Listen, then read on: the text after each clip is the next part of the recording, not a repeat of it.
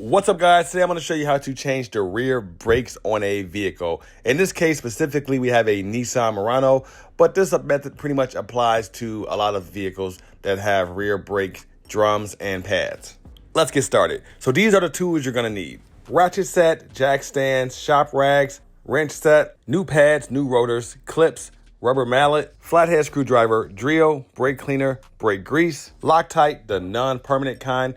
I repeat, the non-permanent kind, Loctite, penetrating oil, gloves, safety glasses, impact wrench, torque wrench, floor jack, brake caliper compression tool, caliper hanger, and air compressor. Now, you may seem a little overwhelmed, like, do I actually need all of these tools to do rear brakes on a vehicle? And short answer is no, you don't.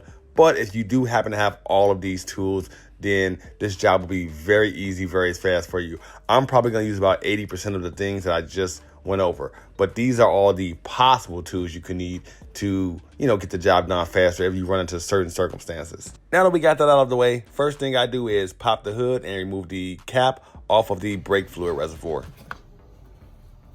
Next, jack up the car. Make sure you put the jack under the correct jack point under the car. The order of this process is going to vary because if you're not using an impact wrench and you're using a lug wrench, a manual lug wrench, then you want to loosen your lugs up before you jack the car up. Otherwise, the wheels are just going to be spinning. It's going to make this process very hard.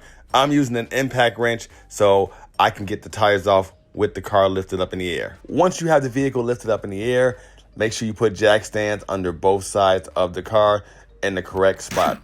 From there, finish removing your lug nuts or remove your lug nuts. Then set the tire aside. Now, with this particular vehicle, this 2016 Nissan Murano, we are going to have to remove this entire assembly at once. In most situations, I would normally remove the caliper and then the caliper bracket second. But in this case, we have some things in the way, as you can see right here, part of the strut assembly. So we're going to remove the entire housing all at once. But before we do that, we're going to loosen up the caliper, and then we're going to take off the caliper bracket.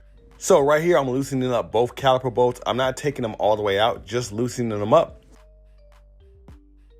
For the bolt on the bottom, you are going to need to use a wrench, and I'm going to use a rubber mallet to tap the wrench to help loosen it up. And again, I'm not taking them completely out. I'm just loosening them up because it's a lot easier to do this while they're screwed into the bracket. Next, we're going to go ahead and remove the caliper bracket bolts. There's two of them.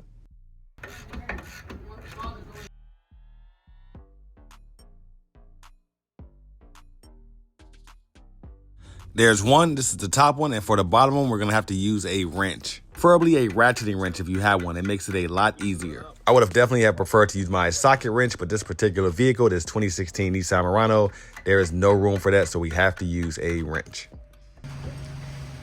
All right, we got the final bottom bolt out. Now, this should be pretty loose. If not, give it a few light taps with a mallet. We're going to use one of these caliper hangers to actually hang the caliper. By the way, you don't want this thing dangling by this cable. We'll damage it. But before we do that, we can go ahead and take our caliper bolts off. I have them loose enough. There's one.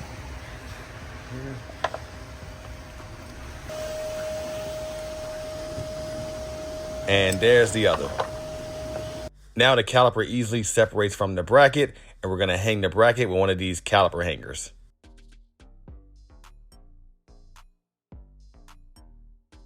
Now we're going to remove the old brake pads off of the calipers. If they're stuck, just give them a little tap with the mallet. They should come right off. And we're going to remove the old pad clips as well.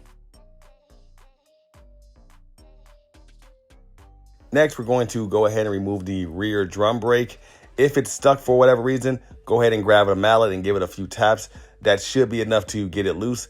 If for some reason that does not work, you may have to adjust the rear drum brake. And the way you do that, you simply remove the little rubber piece inside of the rotor, and you grab a flathead screwdriver and you rotate the adjuster until the drum brake loosens up. But ours came off pretty easy, so we don't have to do that. Next step, we're going to go ahead and use a wire brush and a wheel hub cleaner to clean off the wheel hub and also the rest of the caliper parts with a wire brush.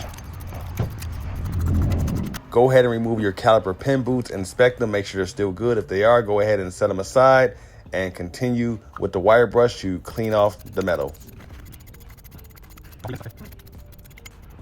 Once you get done with the caliper bracket, go ahead and start on the caliper. Make sure you don't hit the dust seal with the wire brush.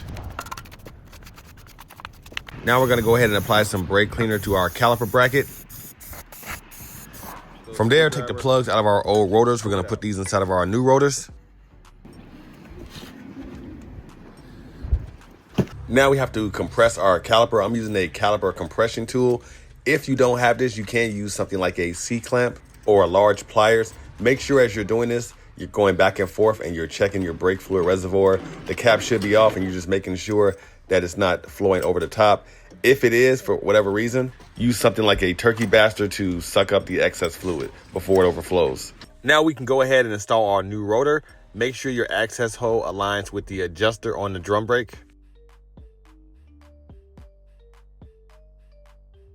Now I'm gonna go ahead and clean up my caliper pins with some brake cleaner and get the old grease off. I'm also gonna use a wire brush to clean off the threads. Not the part that you put the grease on, but just the threads only. I'm gonna use a wire brush to clean off the threads. Now we're gonna go ahead and apply a decent amount of brake grease to our pins. Make sure you use a clean glove or your fingers clean or a Q-tip, those long Q-tips I showed you earlier in the video. To do this, you don't want any dust or debris to get on the grease or on the pins. Then we're gonna go ahead and set those aside. We're not gonna use those just quite yet. Then from there, go ahead and put your pin boots back on the bracket. There is a right and a wrong way to put them on. Make sure they go over the lip. Now we're gonna install our pad clips to the bracket, but before we do that, we're gonna grease up the area before we put our clips in place. And they should snap right into place.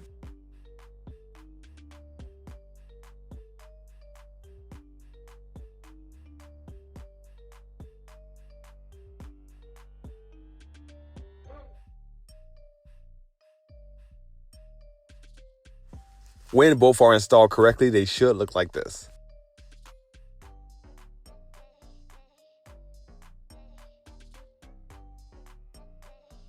Next, we're going to grease up the caliper where it's going to touch other metal parts.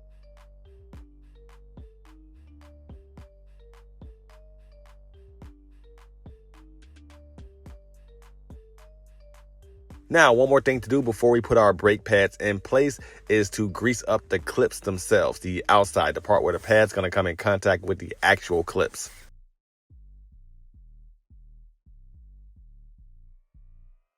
And then we're also going to put grease on the back of the brake pads themselves. Okay, that is the last thing. That is the last thing to grease. That right there. Back of the brake pads, not the front. Do not put grease on the front of the brake pads. Once that's all done, we can put our brake pads in place. I like to put the one with the wear indicator, the one you see right here, facing the inside of the wheel well.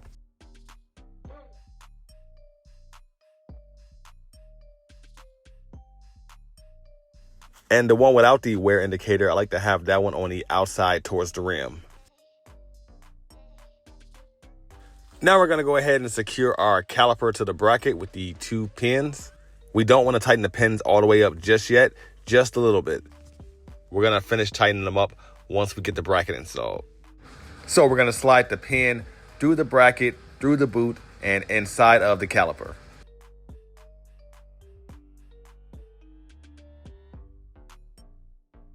And as you can see right here, I'm screwing both pins in, not all the way, just a little bit.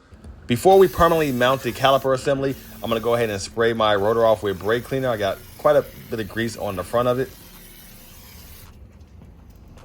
Now we're gonna use Loctite. Make sure you use the blue kind, not the red kind. The blue kind is not permanent. We're gonna use this on our caliper bracket bolts.